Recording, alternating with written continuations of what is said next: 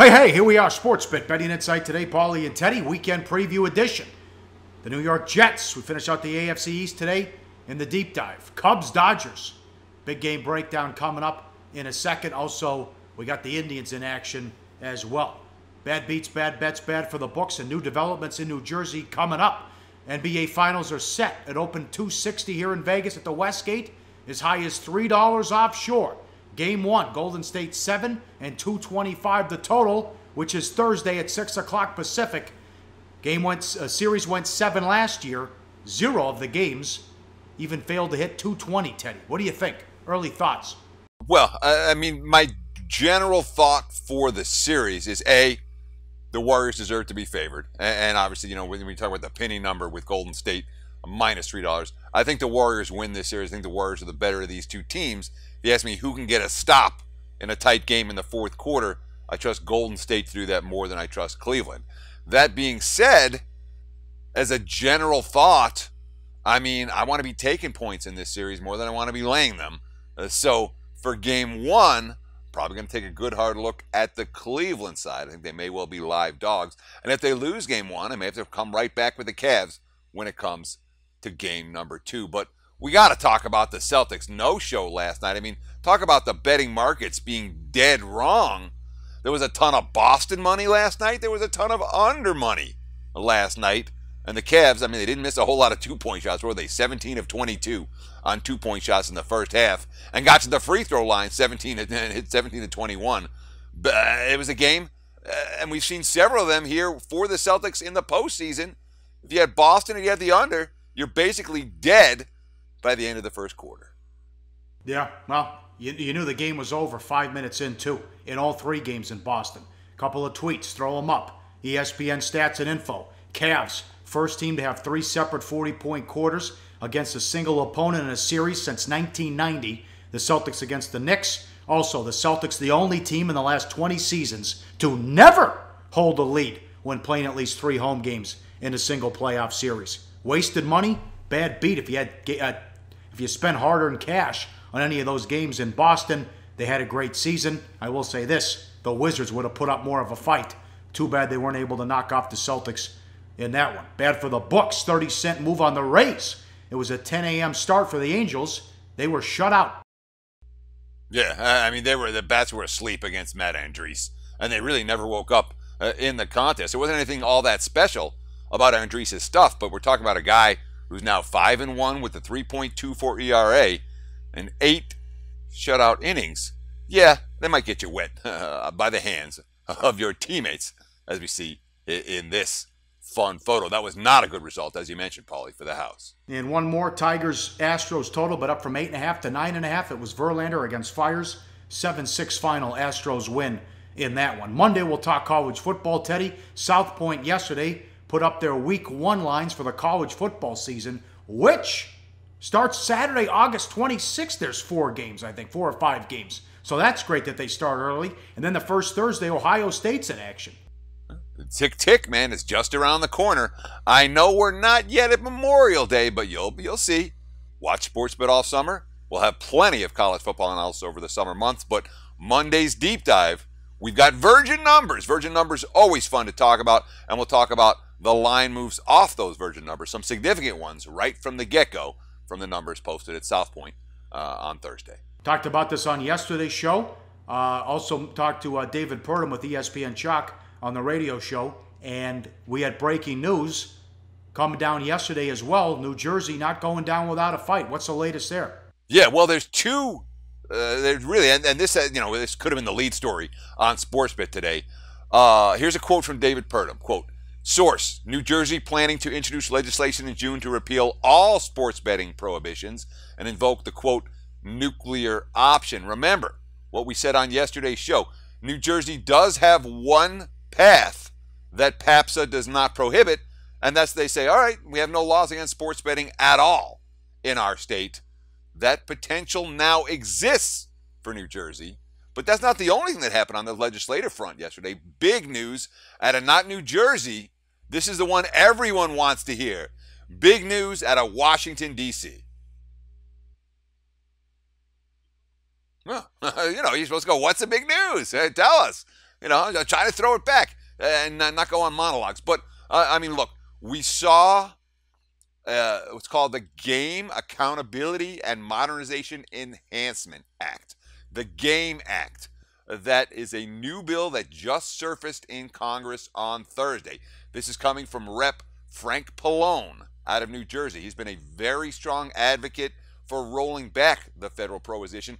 And this is a significant piece of legislation. It's not just about sports betting. It's also about fantasy and putting everything together. And, of course, here's a quote from Frank Pallone. Despite the federal gaming laws in place today, Americans are betting up to $400 billion a year on sporting events alone. It's time to recognize that the laws are outdated, and the GAME Act will modernize them by increasing transparency, integrity, and consumer protections. It's also worth noting this. American Gaming Association President and CEO Jeff Freeman, quote, President Trump will have sports betting legislation on his desk during his term. There's movement here, man, Paulie, and we don't always see movement. Exciting to talk about. Now we'll see what the sports leagues are going to do. We know what Adam Silver thinks. The NFL, a bunch of artifacts and relics. Remember, Goodell works for the owners, and Jerry Jones and Robert Kraft, they know what's going on. The money quote about you can pull out your phone and make a bet anywhere. Manfred, MLB, saying they want to look at this and change their stance as well. And Bettman's a buffoon. Why, God forbid people become more interested in your sport. The NHL should want this in the worst way, although Vegas getting a hockey team too. But these sports leagues are all over the place about what they want. Yeah, and really when we talk about can this bill go anywhere? Can it pass? Does it have any hope? Well, first let me talk about what's in it, because there's a ton in it. As it's written now, it would repeal the Professional Amateur Sports Protection Act that limits sports betting to just the 4 states. That's, of course, that bans single-game wagering outside of Nevada, and it's the law that's in play in the New Jersey sports betting case. What the bill would do is let states do as they wish with regards to legalizing and regulating sports betting, something that a number of lawmakers have expressed interest in. Of course, this is coming from a Legal Sports Report article. That was a really good article published yesterday that I thought deserved some significant merits and some significant discussion. But the bigger question, can it pass, Paulie? And it's nice to say there's going to be something on President Trump's desk. Congress isn't passing a lot of legislation right now. Now, that may change, but the other concern is when it comes from a motivation standpoint, the group of people that represent the casinos and the sports betting industry are relatively small. So one thing the AGA has been trying to do, they've been trying to get a broader coalition of stakeholders, which is one of the reasons why this bill is supposed to regulate fantasy sports as well as sports betting. They want the fantasy players in on pressuring Washington to get this legislation passed. All right, very good there. Up next, big game breakdown. Good matchup. Cubs and the Dodgers, and it's Arrieta against Wood. And Peter King thinks they're going to be the worst team in the NFL this year. We'll get to the Jets in the deep dive on SportsBit. Betting Insight today on SBRPicks.com. Go to SBROdds.com. Browse, compare, and shop live odds available at top online sportsbooks. All right, we're back. Paulie and Teddy. Time for big game breakdown. As always, live odds, SBR odds, and sportsbook review. Check out the rating guide. Make sure you're betting with the trustworthy shop out there. Follow us on Twitter at Pauly Howard, at Teddy_Covers. You can get the show bright and early if you follow us on Twitter. Before we do big game breakdown, you threw this up here in the show rundown. This blows my mind. I'll run this down about what's going on this year in MLB. All right, this is from Joe Sheehan's baseball newsletter. Okay, back in 1995, strikeouts outnumbered singles for the first time. Prior to that, there have been more singles in a season than strikeouts in every year. The difference in 1995, in the midst of a hitter's era, 313 more strikeouts than singles. Last season, this is again the first time that ever happened, 95. Last season, the difference was 11,443 more strikeouts than singles. This year, the projected pace is more than 13,000 more strikeouts than singles. That's a significant change, and it kind of sets up a big game breakdown theme for these, because we're looking at teams, it's 40 games in now. Teams are over 40 games in. Pitchers are over 40 innings in.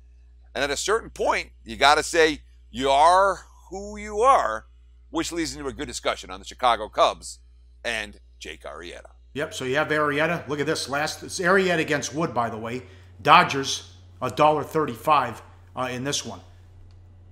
Arrieta last 3 seasons. ERA, 1.77 in 2015. Last year, ERA at 3.10. This year, almost 5. Several problems this year. Number 1, velocity. Average fastball was 94.4 in 2015. This season down to 91.7. The defense. The BABIP goes from 2.241 to 345. Some of it's his fault. Cubs also go from 255 to 297. Ground balls. Arrieta was 56.2% in 2015. Now it's down to 41.3. And the home runs, not just more fly balls in general, but the home run fly ball rate has gone from 7.8 to 11.1 to now 14.3 over the last 3 seasons. Sound the alarms with this guy. Yeah, I mean, look at the graphic right here, which shows you so clearly. 2015, when Jake Arrieta is as good as any pitcher in baseball, Cy Young season, he's given up, average home runs per 9 innings, less than 0.4 per game. Then last year, that almost doubles. Then this year, that almost doubles again. That's not a good trend line for Jake Arrieta. And when you talk about the Cubs' defensive decline, his fastball velocity decline, the inability to get ground ball outs, I think we got to say with Jake Arrieta right now, he is who he is. And what he is something of an overvalued hurler. Now, look at this. Alex Wood. Where did this come from? 5-0 with a 1.88. Not a fluke either, Teddy. He's right there with Kershaw in these big categories. Well, he's better than Kershaw when you look at some of these categories. Look, the fielding independent pitching has him at 1.89, which is right where his ERA is. The xFIP at 2.39, the Sierra at 2.59. All the advanced metrics stats show Alex Wood has been an ace. Now, you look at the numbers that he's better than Kershaw. Let's see, 114 pitchers have thrown 40 innings or more this season. ERA, Alex Wood, number 3. That's better than Kershaw. Strikeouts per 9. How about this? 10.9. That's number 7 in baseball. That's better than Kershaw. Ground ball rate, close to 68%. That's number 1 in all of MLB. That's better than Kershaw as well. So now we're talking about a guy over 500 career innings, Paulie. He's got a 3.24 ERA, a 3.21 FIP. That means sex appeal for a lefty. But because he's only won 32 games, the markets haven't necessarily fully caught up on Alex Wood. They're really starting to do it. Now, he is becoming a valued commodity in the betting marketplace. And, of course, behind him, the Dodgers have one of the best closers in baseball. Well, big concern this year, definitely last year. I don't know how it was possible with that kind of payroll, but to me it's still a problem. Who gets the ball to Jansen in the 9th? I thought Roberts made a mistake against St. Louis the other night because Jansen's so good. 1-0 Dodgers in the 9th. He kept Kershaw in there. He gave up a run. I know it was a fluke. A guy scored from second on a wild pitch. He was terrific, but you got to give the ball to Jansen in the 9th inning. So the Cubs have to score early because if Wood turns it over to Jansen in the 9th, could be lights out, Teddy. 18 games with a 1.50 ERA, 33 strikeouts without a walk. Come on. Yeah, that's a pretty good advanced metric stats. And obviously, Jansen's been unlucky. You know, his batting average on balls in play, the BABIP, is at 364. But because so few guys make contact, it doesn't register a whole lot. He struck out 49% of all the batters he's faced so far this season. Get back to this game with play of the day. Next up, game number 2, Royals and the Indians. Kennedy against Clevenger. Estimated line Cleveland $1.50 and 8.5. The look on Francona's face since last year, same face. Not nearly as much as the faces of bettors, though. Tribe 24 and 21. But if you put $100 on them in every game, you'd be down $868. $100 run line ticket in every game, you'd be down over almost $1,500. What has gone wrong, Teddy? A lot. Take it away. Well, yeah. I mean, you look at the offensive categories, down across the board. You bring in Edwin Encarnacion, hasn't made any difference. He's been ice cold for a good portion of the campaign. You're not hitting for average, you're not hitting for power the way they were last year. The defensive numbers, an enormous decline. Park-adjusted defensive efficiency, the paid. Last year they're number 10, this year number 26. The batting average on balls in play, which is going to affect everything in terms of ERA and all your pitcher stats. Well, last year they were 6, this year number 22. And all of these problems are a big concern. Now, then you have an issue with Mike Clevenger. Yeah, he's got a .56 ERA. That's fantastic. How long is it going to last? Not much longer. Let's put it this way. 5.7 walks per 9 innings so far. That would be MLB's worst if he had enough innings to qualify. And through 70.1 career MLB innings, he has a 5.1 walks per 9 inning ratio. No pitcher can last with that. He did throw 7 shutout innings at Houston in his last start. I question whether he can do it again, even against a suspect lineup. Back to the Francona's face has changed. My fault there. Royals opened 7-16 on the road. Every bit as bad. Road offense this year, 30th in average, 30th in on-base percentage, 29th in slugging. You have Kennedy stuff, never been overpowering, but he's had a ton of issues this year. And look at these graphics. Last year, 11-11 with a 3.68. This year, 0-4 with an ERA of 4.06. The strikeout to walk ratio, or strikeouts per 9 innings is down. The walks per 9 innings is up. ERA has been okay, but this has been a disaster for him. Along with him and Hamill, that's a big reason why. That's 2 bad pitchers having down years. Yeah, 2 bad pitchers having down year and an offense that ranks dead last in baseball in just about every category. But, Kennedy, you're right. His stuff never has been overpowering. So when he has been a successful MLB pitcher, it's been all about control, hitting his spots. And when you look at the numbers, as you showed just a moment ago, in the graphic, his control's fallen off the map. He's fallen off the table. So his bottom line really isn't very good. The ERA is actually kind to Kennedy. His FIP, fielding independent pitching, 5.26. His xFIP at 5.17. And we're talking about a guy who spent more than 2 weeks on the DL with a hamstring injury. And then he comes back, only lasted 54 pitches against the Twins in his return on Sunday. Kennedy, quote, "It's frustrating. You don't feel it, but your timing is off. Your mechanics are off. Everything was off." That's not a bet on quote from a struggling pitcher, not in this bettor's opinion. All right, up next, big deep dive, rather. The Jets. Oh, big move on the Jets to the under. We'll get to them coming up next as we finish the AFC East and then the play of the day on SportsBet. Betting and Insight today on SBRpicks.com. What's up, everyone? I'm Drew Martin with SBR. Want to give you an update on a free handicapping contest that we're putting together. It's called the MLB June Bet Points Contest. The purse is 1,500 SBR bet points, which go to the top 5 finishers. The top 5 finishers also get an SBR t-shirt, and the winner of the contest can be featured on one of SBR's shows. I'm Drew Martin for SBR. Make sure to find it on the SBR tab on the SBR website. I'll see you in the contest. All right, wrapping it up. Here we go. Time for the deep dive. We finished the AFC East. Check out all the old videos. Go to SBR, YouTube, whatever you want to do. 2 divisions down here. NFC West and now the AFC East. We finished with the Jets. Open 5.5. Big move at the South Point. They're down to 4.5 with their win total. And Peter King thinks they'll be the worst team in the NFL. Last year, 5-11 straight up. 6-10 ATS. 7-8-1 to the under. Mainstream stats. 14 takeaways was 29th. 34 giveaways was 31st. Minus 20 turnover margin. Tied for the Bears for dead last. 5.3 yards per play, below average.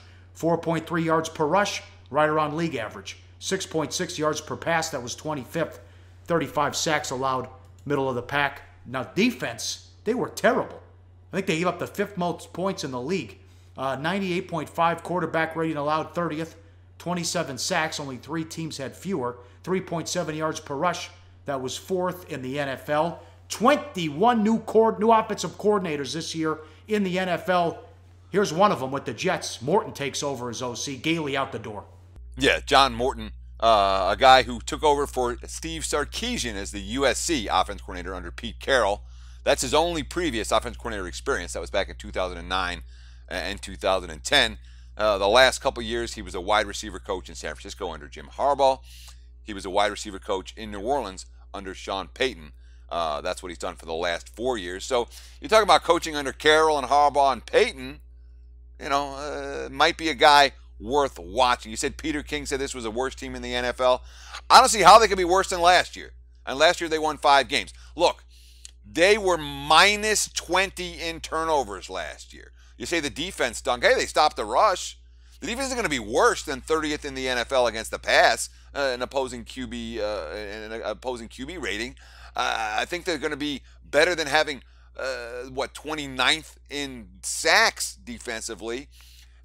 What if they throw Hackenberg in there to see if he can play? I mean, if they get off to a slow start, maybe they're looking at a #1 pick, and they have to decide if they want to go quarterback. You took Hackenberg in the second round. The guy's got to get on the field at some point. He probably will. But look, so these are all things that were horrible about the Jets last year. Another thing was horrible about the Jets.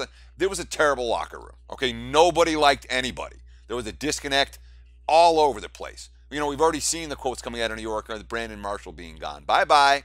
You know, Ryan Fitzpatrick. That was a nasty dispute that he had with the front office. It carried over in the locker room. It carried over the whole team. Look at this quote from Matt Forte. You know, being in that locker room and going through that season, we know what the issues were. We identify those issues as a group and meet with the coaches and talk about how do we change that? How do we change the culture in the locker room? How do we change the mistakes we made last year? He said that team leaders have conducted, quote, a lot of meetings with the coaches in the off season to try to fix these problems. Quote, there's a difference between playing next to somebody and playing for them. I always say that to guys. Like last year, we were in the middle of the season and things weren't going well. We were practicing. I was like, guys, everybody out here is an individual and we're just playing next to the guy. Do you really know that guy? If I'm playing next to you instead of for you, I really don't trust you. So the locker room stunk last year. It can only get better. The turnovers were as bad as it was in the NFL on both sides. That can only get better. Yes, the Jets jettisoned a ton of big-name talent. We'll go through some of the veterans they jettisoned. And yes, their quarterback rotation is Josh McCown, Christian Hackenberg, and Bryce Petty. Not pretty on paper. Obviously one of the weakest in the NFL. But I'm telling you, they're not going to be worse than they were when everyone hated each other a season ago. Well, at least not unless Todd Bowles all of a sudden is a lame duck head coach. Yeah, that's true. Quits on the team he could be gone in the middle of the season. They got a gift. Adams fell to them at number 6. He went to the team facility and they said, what are you doing here? There's no way you'll be around when we pick. Well, they got lucky and he was there. They also took May, the safety, out of Florida as well. What do you have on the strength of schedule? Well, just real quick, I want to talk about the offseason because the reason that everyone's going to hate the Jets is because they cut a bunch of big-name players, you know? I mean, whether it's Nick Mangold that you talk about and the guy who's replacing him, you know, Wesley Johnson, 9 starts to his name in 3 seasons. You know, Brandon Marshall gone, Ryan Clady gone, Darrelle Revis gone. You know, the only high-priced guys they've got left, Matt Forte, you know, Eric Decker, who's always been hurt, and the nickel corner Buster Screen, who is a nickel corner. But they did a lot of things right in the draft. They traded down a bunch of times. Their offensive line is going to be better this year, even without, you know, they replaced Clady with Kelvin Beachum. He wasn't effective in Jacksonville, but Clady has never been any good there. And they were able to re-sign a couple of veterans. I think the OL will be better. Todd Bowles, quote, you don't rebuild, you just build. Every year, whether you win or lose, you just build and keep building. We lost a lot of names. We lost a lot of named players. Mangold, Revis, Brandon. We lost a lot of guys who had a lot of production. But that doesn't mean the other guys can't play. It just means they haven't made household names yet. I'm excited about the young guys. Of course, who'd they sign in free agency? Well, they got the Steelers, Morris Claiborne. They got Morris Claiborne, who can't stay healthy, and Kelvin Beachum, who, you know, wasn't good in Pittsburgh or Jacksonville. All right, agree to disagree. I think they're going to stink. Strength of schedule. Right around league average last year, right around league average again this year. AFC East faces the NFC South and the AFC West. That is tough. 2 tough divisions. Panthers, Falcons, Saints, Bucks, Broncos, Chiefs, Raiders, Chargers. 7 of the 8 lined at 8 wins or higher. Chargers at 7.5. The 2 extra games, Browns at home and at Jacksonville.